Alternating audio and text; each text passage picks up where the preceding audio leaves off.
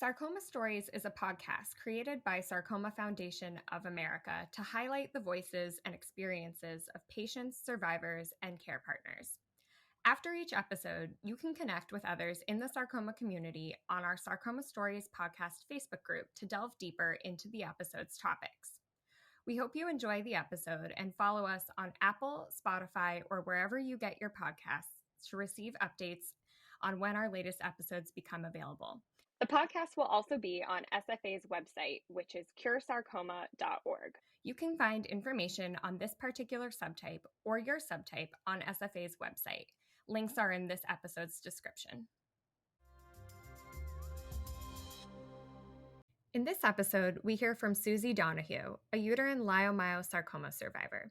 We talk about navigating a new diagnosis, what exactly a sarcoma center is, and the decision to disclose or not disclose a sarcoma diagnosis in the workplace.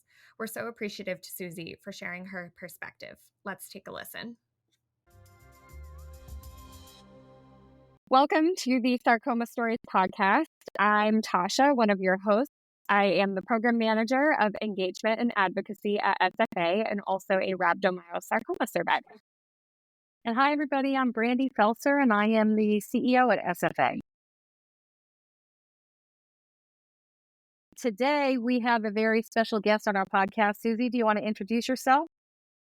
Well, thank you so much for having me here, Tasha and Brandy. My name is Susie Donohue. I am from Chicago. I'm 54 years old, and I am a 5-year survivor of uterine leiomyosarcoma. I think it was earlier this year that you hit the 5-year mark. Yeah, Is that correct? January 14th. So I'm coming up on 6 years. Yeah, that's amazing. Congratulations. That's fantastic to hear. Well, thank you so much. It's just an honor to be here and to see you both and to get to talk about my journey. Thank you for having me. Yeah, and we're excited to talk about your journey. And so just to get started a little bit, do you want to talk just briefly, because I know there's some interesting things that I want to talk to you about that relate to your journey. But can you just give an overall summary of your journey with sarcoma? Sure. Okay. So as I said, I'm almost a 6-year survivor. So I was diagnosed with uterine leiomyosarcoma on January 16th of 2019, following a hysterectomy to treat what we thought was fibroids.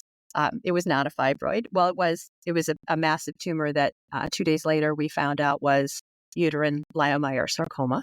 And the way that is treated, we can go into this later too, but basically surgical resection with wide margins is the treatment for that. And when I was stage 1B. So, it hadn't metastasized at that point. So I was treated with surgery was the primary treatment at that point. And, something that I saw was that when you were going into surgery, your doctor actually discussed with you that it could possibly be a rare type of sarcoma, which honestly, we don't hear that very much when we talk to people of their doctor or anyone even knowing that. Yeah. It was something that I think she brought it up or I brought it up, but the use of a morcellator. I had read an article, my sister Anne gave me an article 20 years ago about uterine tumors and morcellators and how just the outcomes were just horrific when this tool was used. So 20 years later, I'm back in her office and we're talking and I said, I know it's probably just a fibroid, but on the off chance that it's not, do you use morcellators? And she said, no.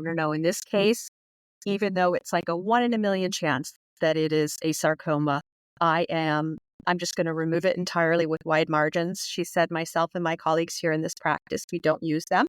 And I was relieved. And I said, it's funny, but 20 years ago, my sister gave me this article and I just couldn't forget about it. And she's like, don't worry, it's so rare, but, just in the off chance that it might be, we're really, we take it with wide margins. We remove it in one piece and we just treat it as if it is cancer.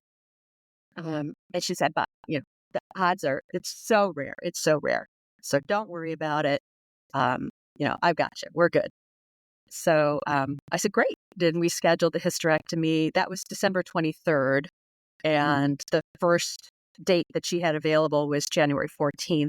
So just a couple weeks later. And she said, let's do a hysterectomy. And I said, great, let's just do it. I was 48 at the time. And I said, that would give me peace of mind. Thank you. Yeah. Well, that is, again, amazing that your doctor, even if she thought it's 1 in a million, the fact that she did that was fantastic for you and changed your journey. And a much different journey than many people who are diagnosed with sarcoma, who find themselves going to doctors over and over who don't even know sarcoma exists. So good for her that she even thought to do that. I am just so grateful for her. Yeah. Yeah, that phrase, it's so rare, don't worry, is something I think a lot of sarcoma patients have heard. But then the follow-up to, it's so rare, don't worry, just in case, like, good on your doctor for thinking the just in case, because oftentimes it's like, it's so rare, don't worry, and let's move on. But that just in case piece is so important. Well, this particular physician, we have a tradition in our family that started with her. Actually, 22 years ago, she delivered my son following a really traumatic birth. He had a diagnosis called craniosynostosis, where the sutures of his skull were fused together in utero. We didn't know that, but he was unable to pass through the birth canal, and she performed an emergency C-section, very complicated. She was able to get him out. He survived, and that we celebrated her and the surgeon that corrected my son's sutures. But on June 7th every year, we have Hero Day. So for 20 years leading up to me going to see her for the concerns about my uterus, we had talked about this doctor and how she changed our life. And she allowed this child to come into the world, and he had no brain damage at all. He survived the delivery. And we celebrated her every year for 20 years. So when I went back to see her, I hadn't seen her in 20 years. I went back to see her with this new concern. I said, just so you know, you're already a hero in our family. So whatever you can do to help me, you're already a hero in our eyes. So when he got the tumor out intact with wide margins, she's like, oh my gosh, she just changed her life again. And we worked together. We worked at the same hospital. So every time I would see her in the cafeteria, I would just tear up. I would just come over, give her a big hug, and say thank you. So I've been able to thank her a few times since this has happened. But her knowing that it could be this rare tumor and treating it as if it was, I believe, definitely changed the course of my sarcoma journey. And I like the way you phrase that. It could be, and she treated it like it was, instead of defaulting and thinking, as Natasha said, it's a 1 in a million, it's so rare, it's so rare. Instead saying, I'm going to, just in case, let's just be safe about this. So yeah, that's a good story. That's a good one. I mean, if there ever is a good one when you're diagnosed with sarcoma, that's one of the more positive and one that provides a little bit more hope, I think, as we all know the challenges that we have with diagnosis. But speaking of diagnosis, now you've gone through the surgery, and what was the follow-up from that? Any follow-up treatment? Any follow-up that you had to go through? So I had the surgery. I was still in the hospital 2 days later when the pathology came back. So she came to my bedside and she said, boy, I did not expect this, but I am so sorry. It is leiomyosarcoma. And she said, I've got a plan. We're going to send you, nobody at this hospital, it was a community hospital, has ever seen this before, but we know someone at a local hospital who has seen it before. So a week later, I did a follow-up appointment at a community hospital with an oncologist, gynecologist. So he was a gynecological surgeon that specialized in oncology, but he wasn't an oncologist. And I had a follow-up with him, and I had so many questions because I'm a researcher by trade. I'm a physical therapist, and I was in graduate school doing my doctorate at the time. And so, of course, I went on PubMed and EBSCOhost, and within a week had read every article that I could find on uterine LMS. So when I went in to meet with him, every question that I posed, he was like, oh, oh, I don't know. I don't know. I don't know. And I said, what are the clinical trials? Are there any other surgeries that you recommend? What do you think about aromatase inhibitors? And he just said, don't worry about it. You're going to be okay. And I said, okay, well, that's not the information I was looking for. I hired a cancer navigator. And that's what led me to my next step on the journey, which was the Sarcoma Center.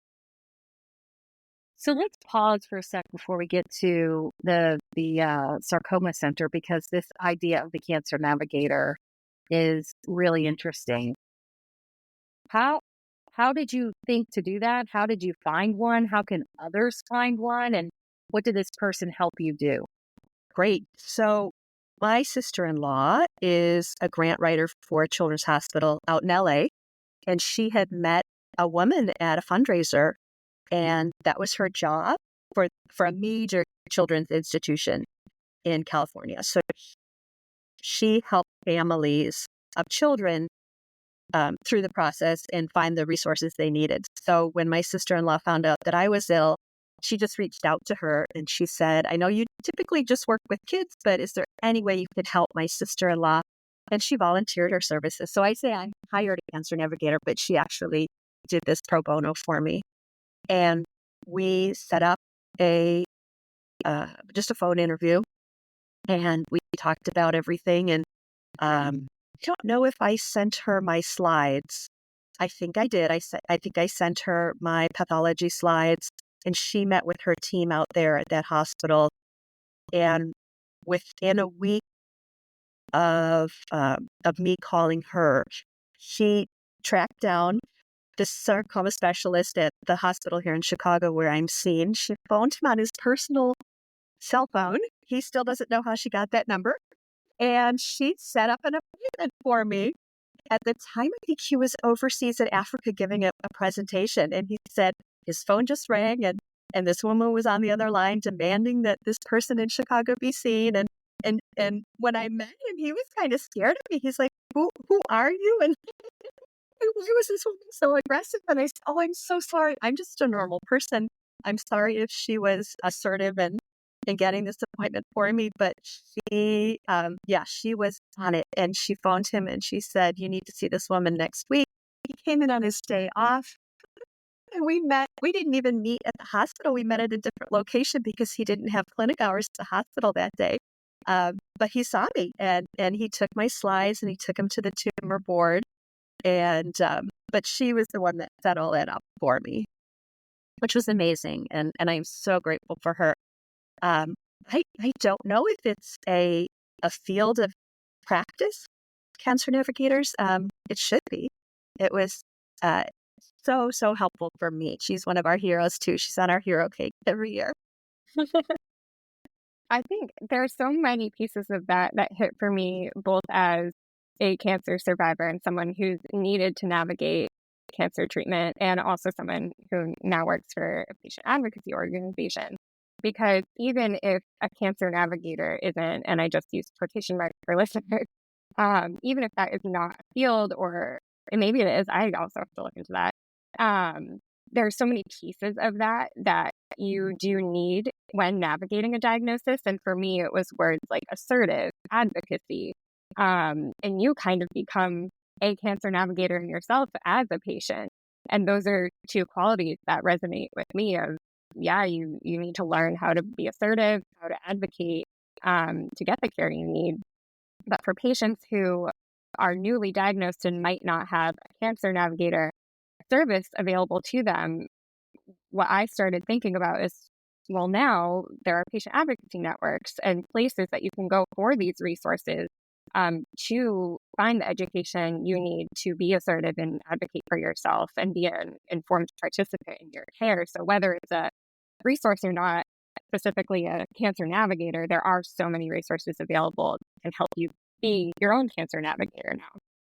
Oh, especially through the Sarcoma Foundation of America now. I mean, I didn't know about it prior to getting this diagnosis, but the resources that you have available now are so helpful. Like there's that booklet that person can take into their first appointment, and just even knowing that a sarcoma center exists. So what is it? How does a hospital qualify as a sarcoma center, and what does that mean for someone who is dealing with a rare diagnosis like sarcoma? Why is it important? And so all this I learned through the Sarcoma Foundation of America. Yeah, that's a really good point. I think when it comes to cancer navigation, I think most patients really connect to the navigators that the institutions may have available, but not all patients know that institutions have navigators available, and not all institutions have navigators available. And then the navigator does many different things. It could be a financial navigator, it could be the social worker who's helping navigate. So there's a lot of different sort of ideas of a navigator. I know each year at our New York Gala, we honor with our Compassionate Care Award a navigator, someone who plays that role for people, because we think it's such an important role. But I do think the concept of being able to get someone to work personally for you on your behalf outside of the institution is very important. And I know there are organizations out there that have sort of hotlines and things like that you can call, but it's not the same as your experience of having someone who can personally look at your case and as detailed and make those phone calls. But also to your point, in terms of the sarcoma centers, it is important to understand what does a sarcoma center mean. SFA actually has criteria that sarcoma centers have to meet in order to be listed as a sarcoma center. And we periodically actually update that list, and we send it out to sarcoma centers to make sure they still are fulfilling that criteria to be considered a sarcoma center. And so there'll be centers that are listed at SFA sometimes, and then sometimes they won't if they don't meet the criteria. And we also work with the Sarcoma Patient Group Advocacy Network in Europe for their European sarcoma networks that they manage very, very well. And we also recently published a paper on what a sarcoma center should look like. And that's really important. I only highlight that in this conversation because I think you're right, Susie. It's important for patients to understand, what does a sarcoma center mean? Because there are centers out there that may call themselves a sarcoma center or sarcoma specialist that might not meet that standard. It doesn't mean they might not be fine doctors, but from a sarcoma perspective, at least SFA, there's a difference. And I'm glad that you were able to connect to that, because what we do know is not all doctors have those kind of conversations with their patients, especially in the community setting. And oftentimes you have to do your own research to find that out for people who are especially newly diagnosed. So I think that's a very important point that you raised there, for sure. One thing I wanted to mention, you had said that your hero doctor worked with you at the same hospital. And I sort of wanted to get into the topic of work. We have talked to one other guest on this podcast series, and she spoke about working during her diagnosis and treatment. And I know you have spoken about that, working during your treatment. But what was that experience like for you? Because it can't be easy, but talk about your experience with working and how you managed and navigated a cancer diagnosis while still continuing to work. Yes, so we did work at the same hospital. I'm a pediatric physical therapist, and I've been in practice for 30 years. So I knew going up to what I thought was a fibroid surgery, I had worked with my HR team to get 8 weeks off. So I knew that's just typical after an open abdominal procedure. So I knew I had 8 weeks off to recover. I didn't anticipate the cancer diagnosis. So when I phoned them back to say, oh, change of plan, They said, no, you still just get 8 weeks. I was like, oh, okay. And I had to go back for a second surgery. I had to have my ovaries removed. I believe that was 3 weeks after my initial procedure. Once they found out that the tumor was estrogen positive, the team recommended that. So I did have to go back for that. So really, I came back to work 5 weeks after a second surgery. So I did get that 8 weeks off, but during that time, I had 2 major surgeries. I started aromatase inhibitors, which is a drug that, for me anyways, resulted in fatigue, pain. I had a PET scan, a CT scan, DEXA scans, lots of blood work. So a lot happened in those 8 weeks. And I was limited physically. My doctor wouldn't let me take more than 500 steps at a time. I wasn't allowed to lift at all. So to go from that state to then Monday morning, 8 weeks later, I'm expected to be a fully active, mobile pediatric PT, lifting up to 40, 50-pound children, climbing, running, squatting, jumping, running 8 to 9 hours a day. And so that did not work well. That was a really, really hard transition, and I couldn't do it. So I ended back up in my doctor's office that day to say, I can't do this. I'm so sorry. I do want to be a pediatric PT. I want to work for this hospital. I physically can't do it. So they gave me an extra 2 weeks to rehab my body and try to get back to the point where I could do all of this. So for me, and I'm, with this rehab perspective of go, you can do it. Come on, you just need to train harder, and you're recovered, everything's fine. No. So that I didn't take the route that I would encourage my own patients to take. I just pushed through and got back to work right away and just pretended everything was okay. And it didn't actually work out really well because I ended up injuring myself. I broke my leg and had a third surgery then because, now I have this extra thing to deal with. So for me, having those 3 surgeries in such a short amount of time and not rehabbing my body the way I would encourage others to do it. If I had something to do over again, it would be that.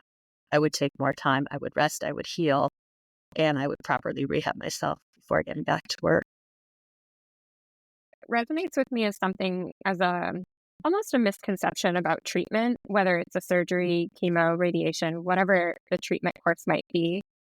This is what I didn't understand until I became a patient, but just how much time is necessary for recovery. And I think about this as something in terms of advocacy as well. Not everyone has available to them the time to take to recover in a way we might want to. And I think about that a lot. In the time frame you're giving, 8 weeks, 2 weeks to recover from these major events, is not often enough, and not something everybody can take the time off to access. And I just think about that a lot for people who are in this position needing to recover, and where some advocacy efforts can go towards supporting people who need to recover from cancer treatment, sarcoma or otherwise. It's so intense. And listening to you talk about that and the mindset of like, okay, I do really want to go back to work, but my body right now can't do that. Just resonates with me quite a bit. And Susie, how did you have those conversations with, or were you able to have those open conversations with people you work with the leadership, people at work, to say, this is what I'm going through and this is what's impacting me? No, to be honest, I didn't have those conversations. I think in my field, we hide injuries. A lot of us have worked hurt, and I even hid the third surgery. They didn't know I had. Yeah, I had a piece of my femur had chipped off, and they had to go in and repair it. And it just worked out that week I was flying out because I was in graduate school at the time too. I was doing my doctorate in physical therapy, in pediatric physical therapy. So I was already a PT. I'd been practicing for 20 years, but I went back to pick up the doctoral part. So I had already arranged for that week away to be at my graduate school in Provo, Utah. So I arranged for the surgery to happen 3 days before flying out. So by the time I got back to work, I was just using a cane. I had a limp, but nobody asked. So I was able to get through my shift. And within a week after that, I was off the cane. And again, terrible advice for a patient. I would never, ever, ever tell a patient to go back to work before they're physically able. But my family was depending on the paycheck. I had no more PTO. And I was afraid that if they found out that I couldn't practice, that I'd be let go. And so I regret it, but I never did talk to my team. I mean, they could tell that I wasn't physically my best, but I was able to get the work done. I was able to provide the care to my patients and work full time and stay in school. And I just pounded away at it. It's not the way to go, though. I would encourage folks to talk to their leadership team, talk to their team, get those accommodations in place. So many people find themselves in that same situation where, for various reasons, they don't have any options or they're afraid to talk about it. We hear that a lot too with people who just don't even like to talk, number one, that they even have a cancer diagnosis. That's first and foremost. But you're not alone in that. And I don't say that lightly. It's something that when we think about advocacy and patient advocacy is something that as a community we need to change. But many people feel the same way you do, and the same way you did, and in the situation that you are in of, I need this job and I need the health insurance. And especially because I'm going through a cancer diagnosis, I can't lose my health insurance. I can't lose my job. So I have to figure out a way to make this work. And it's unfortunately, I think, the system that we function within, and a system that we need to change. I agree. It's, when health insurance is tied up with a job and you have a chronic illness or a new diagnosis, it's tricky. You can't lose that job. But if you do, and I did leave that job because I think it was a year and a half in, I just physically was not doing well. So I did take a break. And then 6 months later, when I had to apply for a new job, I scrubbed my LinkedIn account. There was no mention of sarcoma. I hid it. And now I'm living out in the open. I am not hiding who I am or what I've been through anymore. And so if and when I do apply for a new job, that'll just be part of the conversation. If it's not, great. But in my field, you do have to take physical before before you get a new job. And it does add that extra layer of, will they not want me because of what I've been through? It's unfortunate, but yeah, that is one of the things I've been dealing with. That deeply resonates because I had lost my job during my recovery, and it was that exact thought of, will a job not want me because of this, would go through my brain all the time. And shout out to my social worker and my therapist, because we did a lot of work on how to talk about it in applying for jobs, if it was something I even wanted to talk about. And also a lot of time thinking about, in the year that I was in treatment, I like to put a lesson to everything just by who I am, but what were the skills I gained while I was in treatment, and how could I bring that into a new role and talk about that in a new role? So that was something I spent a lot of time thinking about. And, I'm sitting on this conversation now with my boss who is so familiar with my story. So it's funny to talk about it now, but these were all things that, I was thinking about constantly when returning to the workforce. But I'm curious, Susie, because I know now you're in between jobs, and if I'm not mistaken, you had another job after the one you left that you didn't disclose, but then you did disclose at another one afterwards. Correct? Yeah. So the job that I got afterwards, I didn't disclose. I was given the job I did it for 2.5 years. It was a great job. I loved it. And I don't know when maybe a year into it, I remember what happened. I had a Zoom call with my oncologist. After a 3-month cancer scan or a 3-month CT scan, he phoned me to deliver the news. And I was at work and I said, okay, I took my computer into the other room and he gave me the results, which were great. And I just started crying because I was so relieved. And I walked out of the room and everyone kind of turned and looked at me and I said, okay, so good news. And I said, okay, so this is what's going on. And I just told everybody. And it was a good thing that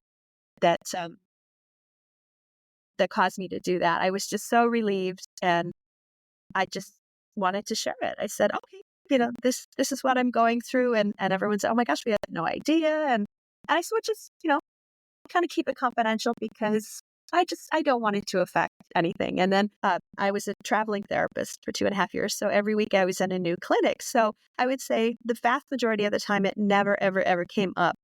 But if it did, like I have my laptop, you can't really see it, but lots of decals on it. And there's a sarcoma one on there. And so if someone did see it, I'd be able to say, oh yeah, this is something that I've been through. Or I even put it in the company newsletter when I did the marathon last year for the Session of America. That was when I really came out as a survivor to corporate. And it didn't anything. They were just like, great, put it in the newsletter. Nobody said anything. They didn't question my skills. They didn't question my ability to do a very, very physical job. And I was just really grateful for that. So their non-response was actually it's super positive thing for me. And I was very relieved to see that they're just like, great, you're running a marathon because you have sarcoma. Sounds good. Anyone wants to donate? Here you go. So for me, then that was probably a year ago. And then ever since then, I've been more vocal about it on LinkedIn and connecting with folks and sharing and liking posts and just letting people know that this is part of my journey and that's okay. So, and telling everybody on a podcast. Yeah. Yeah, I suppose this is a first for me. I've never talked about it other than I did give at one of the Sarcoma Foundation of America does those 5Ks. Well, for us, it's in October, so fall in Chicago. But I was able to get up on stage and tell my story there. But that was, I think there's 1,000 people there. So that's the most I've ever talked about it. But now I'm ready. I really want to talk about your participation in the marathon and the 5Ks. But I'm curious, having disclosed at work, just to conclude that, what if there is someone listening to this who finds themselves in the position of wanting to disclose at work, but are kind of fearful to take that step, what kind of advice would you give them? I know for me, it was the thinking about the skills that I could bring to the table from my experience, but I'm curious, as someone who's been in that position, what would you tell someone who's thinking about that? Oh gosh, well, I guess it would come down to why. Why do you want to close? If you need accommodations, I think that would be an important reason. Know the law too, because I've always worked for bigger corporations, so I know the Americans with Disability provision has protected me, and I've been able to. I knew I would be able to keep my job, but did I really know? That's a tricky question. I guess I would ask, if you are going to disclose, know your why, know that what you want to accomplish with that, and maybe talk to somebody just to make sure you are protected. Right, which that's an important part that plays into it. But I think it's also important for people to know that there are resources for that too, to speak with before you disclose, so that you do know your rights and where you're protected. Natasha, when you talk about the kind of the skills that you learn, I'm sitting here thinking from my manager's cap when you said that, and I'm thinking, yeah, when you think about the skills, resourcefulness, right? Because you're taking the initiative to learn about something that you knew nothing about. and the resourcefulness to say, I'm going to, and the initiative to take on and find your path forward and be able to be that active participant. And that's also leadership. It's strength. I mean, there's so many qualities that someone who is surviving sarcoma and going through the journey gain, or hone, right? It's either I've had these qualities, but now I have to kind of take them to another level. And so when you think about what do I bring to the table, there's a list of things that I bring to the table, having gone through this journey. I hope that people listening understand that about themselves as well. As this, I bring a lot of things. This journey has caused me to have to go through. Yeah. I remember sitting down and making a list of my concerns. And one, chemo brain is such a large topic of conversation when you've gone through chemotherapy. And I remember thinking, what if I'm not as sharp as I used to be when I returned to work? And I was like, I got so much better at multitasking though, because I had to manage my symptoms, manage my meds, manage my care, manage my insurance, do all of these different things all at once. So I remember writing this list of here's my concern. How do I flip this and talk about it to a skill I've gained from this concern, and just created this list. I'd encourage anyone who is thinking about returning to work or how to talk about it in interviews to do that, because it was a good practice or exercise to do when interviewing, but it was also a confidence boost. It helped me take this situation that was, horrific and be like, this is how I came out of it, and recognize some of the resilience in that. I'd love to circle back to the Marine Corps Marathon, which you just ran this past year. And after, all of these surgeries, breaking your leg, you ran the 10K, was it? This year, just this past October, my husband and I did a 10K, but the year prior, I realized that the 10K was an option. I got an invite from somebody at the Sarcoma Foundation of America asking if there would be any patients who would be willing to participate in a marathon. I am not a runner. I'm a swimmer. I could swim for days, but I don't run. And so sure, well, sounds great.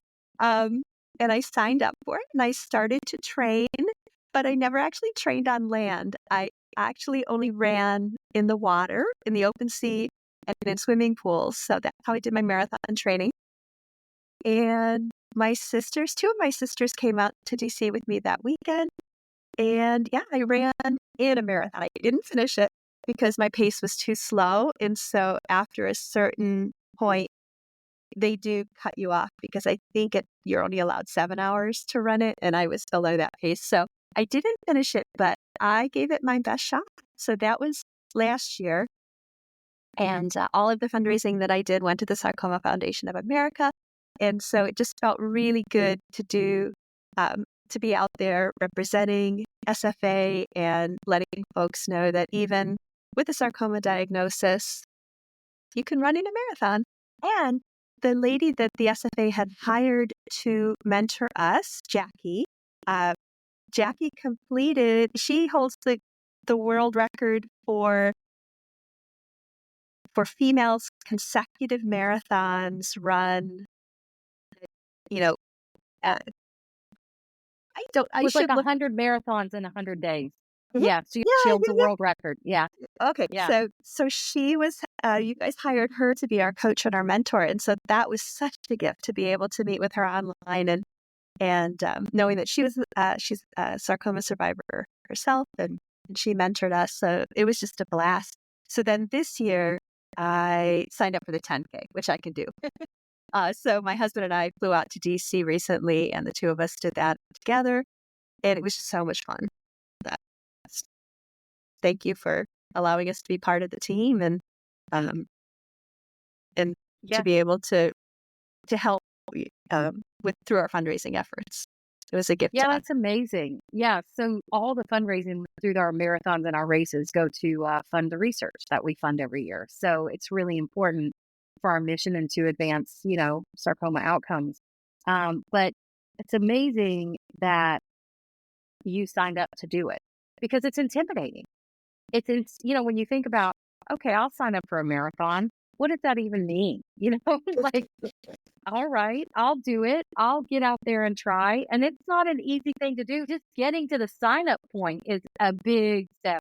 It's not about whether you finish or not. It's the fact that you got out there, that you were brave enough to even step foot out there to even give it a try. There's a lot of people who wouldn't even want to try it. So good for you. And then to come back for the 10K.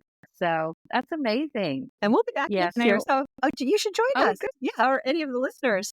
Sign up. We'll be part of a team together. The more the merrier. It is a really fun race, and it's a beautiful race through the streets of DC. Like you're passing the Capitol and the Washington Monument, and it's a stunning course.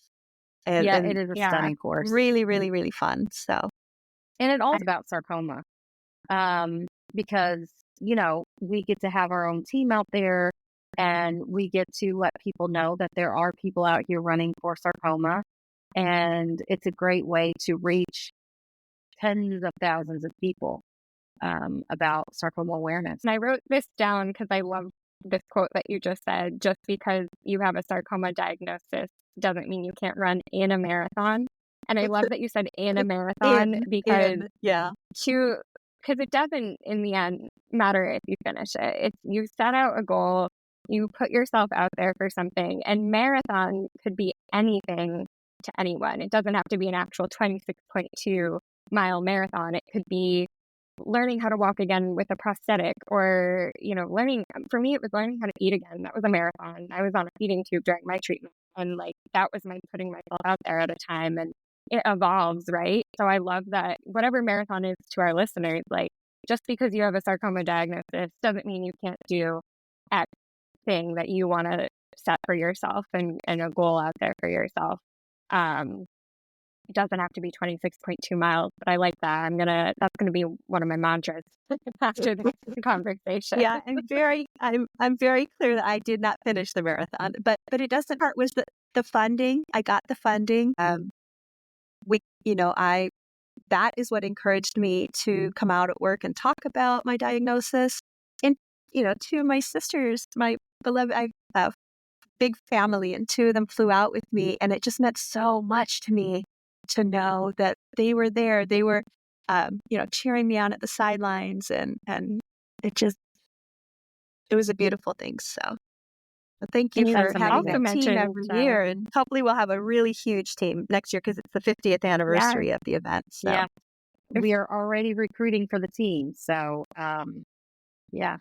and we also have people running in the New York City Half Marathon coming up as well in March. And you also mentioned the 5K series, the Race to Cure Sarcoma. I know you have a team in Chicago, which is, if a marathon or a half marathon or a 10K sounds intimidating, we also have these 5Ks all around the nation.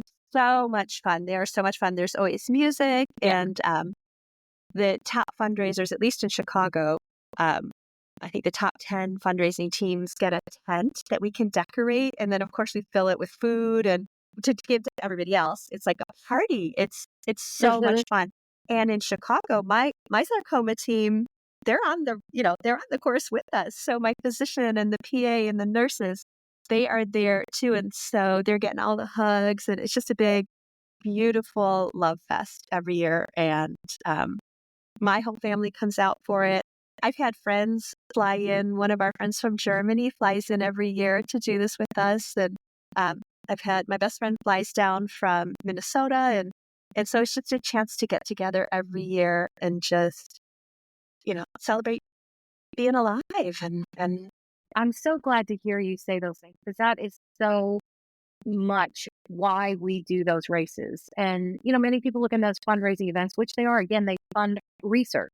But it's also about bringing the community together and honoring our survivors, honoring those that we've lost, giving people who've lost someone a place to still continue to celebrate them in their life and to connect with the medical professionals. So really a place to bring the sarcoma community together. And for us, from an SFA perspective, they mean so much more to us as an organization than just it's a 5K run. It is so much more than that. And what is behind it for us is so much more. And they're a really important part of what we do for the community. and just meeting the patients and hearing the stories. It also, grounds us. We take where people put up the wall of hope and remembrance. We take those pictures and we put them in our conference room. And we're able to remember why we do what we do. And they're really an amazing experience, even for us to go to and to be able to participate in. And I know the staff loves to be able to go and join those as just that connection, as a connection to the community and a connection to the people that we serve. So I loved hearing how you explained it, because that's exactly how we want people to feel and how we want people to see them, and coming out as just to be together, to know that you're not alone. And as you said, to celebrate that you're alive, to celebrate our survivors, and then remember that we're still working on behalf of others who are not here anymore. Yes. And I, the most recent one that I was at, the family of a man who had passed, I got to meet them and just hear, they could just talk about how brave he was and what he went through, and as you said, celebrate him and his life. And every year, hopefully they'll come back to their team. They had one of the biggest teams as a way to honor his memory. Yeah, there's a gentleman that comes to the Chicago race that I met, and his wife passed away, gosh, it's probably 7 years now. And he comes every year just to honor her. And it's nice to know that people they still have the community. You're still welcome in our community. We're still here for you, and we're still working on behalf of your loved one. Keeping those lives alive in a way, keeping their memory alive and also celebrating life, and those two things together. And there's a place for all of it. And I think in a diagnosis that is fundamentally isolating because of its rarity, it's one place where you find so much community, whether you've lost someone or whether you are in it yourself and celebrating being alive, or supporting someone, or you're a care partner who is looking for support. So many care partners, I think, find each other there as well as the patients do. And that was how I found SFA, was the 5K from my hospital bed as my muscles were atrophied during chemo. And I said, if I'm walking and if I'm alive when this comes to Boston, I'll do it and I'll go. And that was that. So, yeah, what a great event, and what an honor to have you as part of our Chicago community there. Aw, thank you. Thank you. Oh, I can't wait for the next one. I'll be there. Me too. I'm going to send my sister. She lives in Chicago. Yeah, she could She join did the one. team. She did it in 2023, but was traveling in 2024. Yeah, I'm going to send her to your team. So speaking of the community, Susie, what would be a message that you want to leave with listeners? Oh boy. Find a sarcoma center. Like if you're a patient or you're a care provider, for me, that was the best decision I ever made, was making sure I was at a center where this is all they think about all day long, every day, is sarcoma and how to care for those folks. Mm-hmm. And also take time for yourself to rest and recover, and surround yourself with love and resources, and reach out and ask for help. That's something I perhaps didn't do enough of. But in recent years, I have found that finding your community and just surrounding yourself with folks that love you and activities that bring you joy,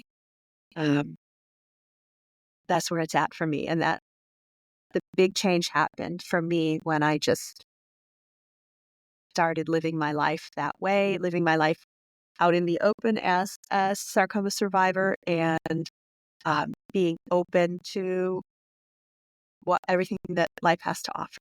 One other question I have for you is, what resources did you find helpful in your journey, and would you recommend to other people who may be listening and who are, searching for resources that might help them?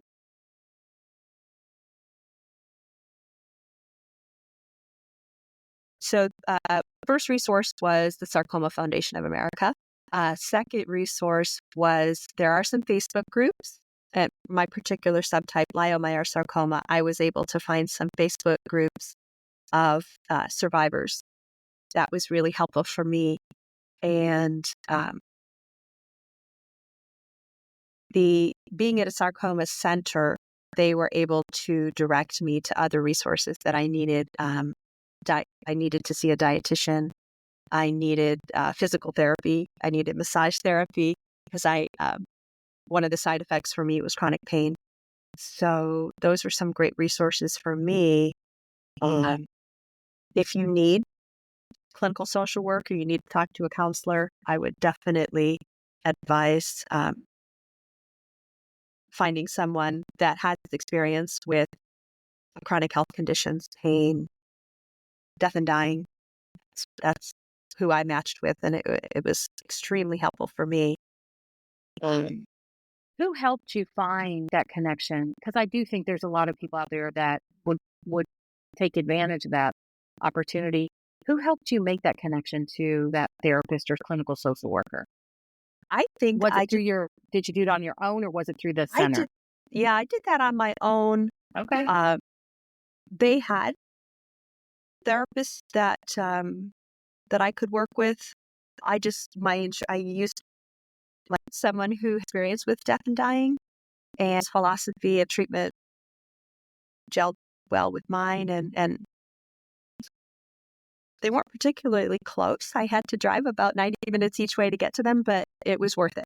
So I know Psychology Today, that online, that magazine, like you can enter all the different things that you're looking for and they can match you with providers and also with, who your insurance provides. Yeah, but that particular therapist I did find on my own. But my sarcoma center did provide, I think we had a few sessions with their therapist and then their dietitian. They had all of that already in place, which is really helpful. And did you have to ask when you're at your sarcoma center for any of those resources, or they just automatically offered? I'm asking because, to a certain extent, I want patients to understand that some places may have it available, and if it's not offered, then ask. So I'm just wondering with your, in particular situation, did you have to ask? I think it came up because my tumor was estrogen receptor positive, which meant I'm vegetarian. So I think I said something like, am I able to eat soy? And that's when they said, oh, it's a really good question. And they had a dietitian who was a sarcoma dietitian, so she knew everything about it. And so for me, I think I did ask about it. But they had it ready to go. And within 24 hours, I got a phone call from her.